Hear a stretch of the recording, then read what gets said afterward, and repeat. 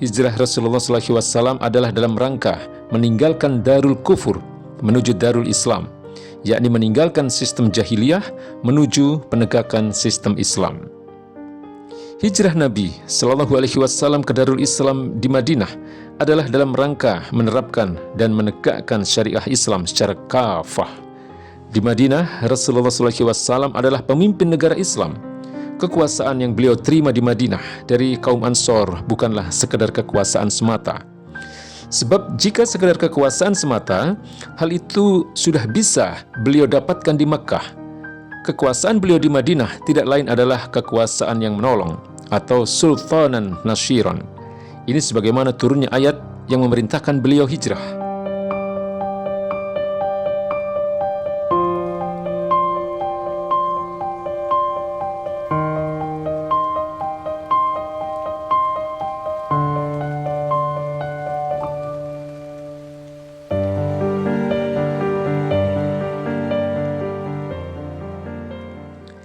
Tidak terasa, saat ini kita sudah ada di penghujung tahun 1444 Hijriah. Hanya beberapa hari lagi kita akan memasuki tahun baru Hijriah, yakni 1445 Hijriah.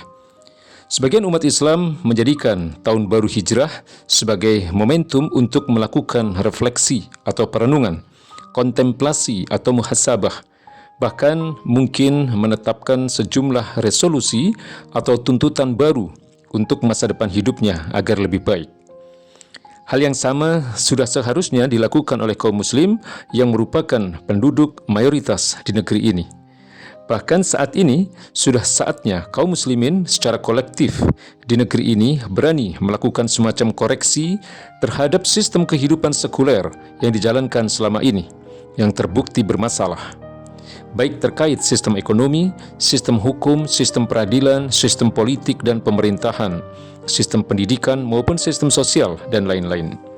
Selanjutnya, kaum muslimin harus berani berhijrah, yakni meninggalkan sistem kehidupan sekuler ini menuju sistem kehidupan yang sahih, yakni sistem kehidupan Islam.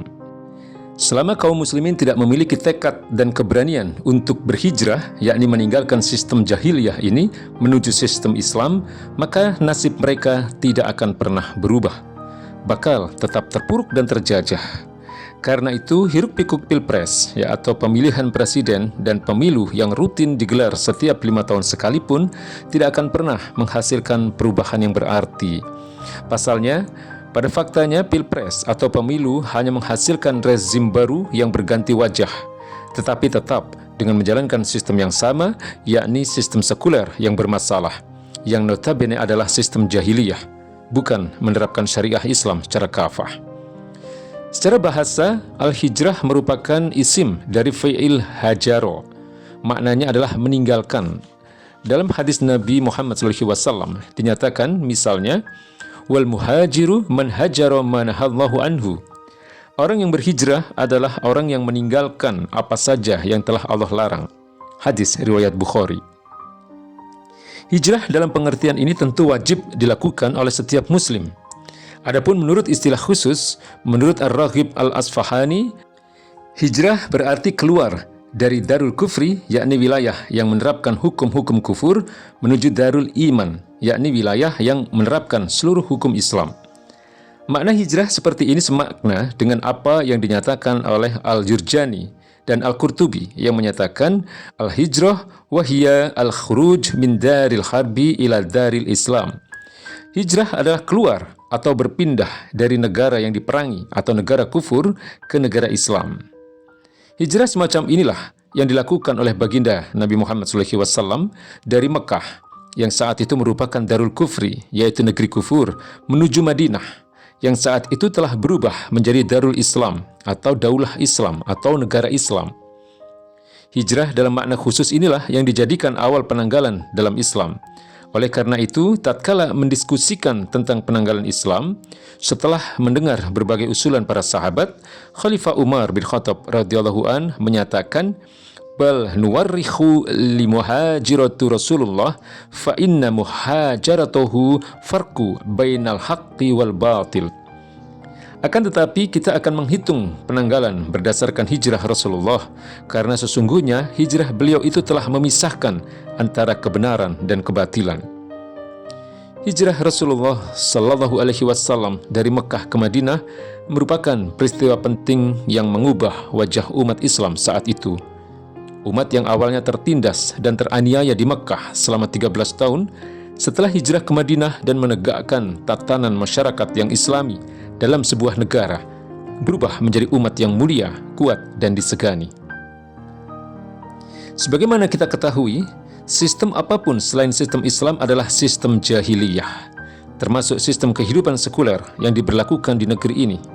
Pasalnya, di negeri ini syariah Islam tidak diterapkan, kecuali hanya sebagian kecil, seperti dalam urusan nikah, talak, dan rujuk, dalam urusan haji dan zakat, dan sebagainya. Sebaliknya dalam berbagai urusan lain yang lebih besar, yakni ekonomi, politik, hukum, peradilan, sosial, politik, pemerintahan, dan lain-lain, syariah Islam tidak digunakan. Padahal Allah Subhanahu wa Ta'ala telah mencela sikap manusia yang tidak mau memilih hukum-hukum Allah dan malah lebih memilih hukum jahiliyah. Allah Subhanahu wa Ta'ala berfirman, "Afa hukmal jahiliyati yabghun wa man ahsanu minallahi hukman liqaumi yuqinun." Apakah sistem hukum jahiliyah yang mereka kehendaki? Siapakah yang lebih baik sistem hukumnya dibandingkan dengan sistem hukum Allah bagi kaum yang yakin? Quran Surat Al-Ma'idah ayat 50. Berkaitan dengan ayat di atas, setelah Nabi Muhammad SAW diutus, sifat jahiliyah memang tidak disematkan pada suatu masa secara mutlak dan umum. Namun, sifat jahiliyah bisa disematkan pada realitas apa saja yang bertentangan dengan ajaran Rasulullah SAW, yakni ajaran Islam. Baik realitas itu berupa akidah, sistem hukum dan perilaku, baik realitas itu individu, masyarakat, ataupun negara. Negara dan masyarakat yang di dalamnya lebih dominan penentangannya terhadap hukum-hukum Allah secara legal formal menolak sistem Islam, lalu menerapkan aturan-aturan yang bertentangan dengan syariah Islam, maka layak disebut dengan istilah jahiliyah. Karena itu hijrah dalam pandangan Islam tentu berkaitan dengan upaya kaum muslimin, khususnya di negeri ini, untuk segera meninggalkan sistem hukum jahiliyah ini menuju kepada sistem Islam. Hijrah semacam ini tentu berkaitan erat dengan upaya mewujudkan Darul Islam atau negara Islam. Sebab hijrah Rasulullah Shallallahu Alaihi Wasallam pun, yakni dari Mekah ke Madinah, bukan hanya bersifat individual, sebagaimana hijrah pertama dan kedua, yakni sebagian Muslim ke Habasyah. Hijrah Rasulullah Shallallahu Alaihi Wasallam adalah dalam rangka meninggalkan Darul Kufur menuju Darul Islam, yakni meninggalkan sistem jahiliyah menuju penegakan sistem Islam. Hijrah Nabi Shallallahu Alaihi Wasallam ke Darul Islam di Madinah adalah dalam rangka menerapkan dan menegakkan syariah Islam secara kafah. Di Madinah, Rasulullah Shallallahu Alaihi Wasallam adalah pemimpin negara Islam. Kekuasaan yang beliau terima di Madinah dari kaum Ansor bukanlah sekedar kekuasaan semata. Sebab jika sekedar kekuasaan semata, hal itu sudah bisa beliau dapatkan di Makkah. Kekuasaan beliau di Madinah tidak lain adalah kekuasaan yang menolong atau sultanan nasyiran. Ini sebagaimana turunnya ayat yang memerintahkan beliau hijrah. Wa qul rabbi adkhilni mudkhala sidqin wa akhrijni mukhraja sidqin waj'alni min ladunka sultanan nasyira. Katakanlah, Tuhanku, masukkanlah aku secara masuk yang benar, dan keluarkanlah pula aku secara keluar yang benar, dan berikanlah kepadaku dari sisi Engkau kekuasaan yang menolong. Quran Surat Al-Isra ayat 80. Kekuasaan yang menolong atau sultanan nasyiran adalah kekuasaan yang dengan itu syariah Islam diterapkan secara kafah. Imam Ibnu Katsir seraya mengutip Qatadah saat menjelaskan frase sultanan nasyiran atau kekuasaan yang menolong, menyatakan nasyiran li kitabillah wa li hududillah wa li faraidillah wa li iqamati dinallah. Untuk membela kitab Allah, hudud Allah, hal-hal yang difardukan Allah, dan untuk menegakkan agama Allah. Hijrah tetaplah relevan hingga hari kiamat. Yang terputus hanyalah hijrah dari Mekah ke Madinah pasca Mekah ditaklukkan dan menjadi Darul Islam.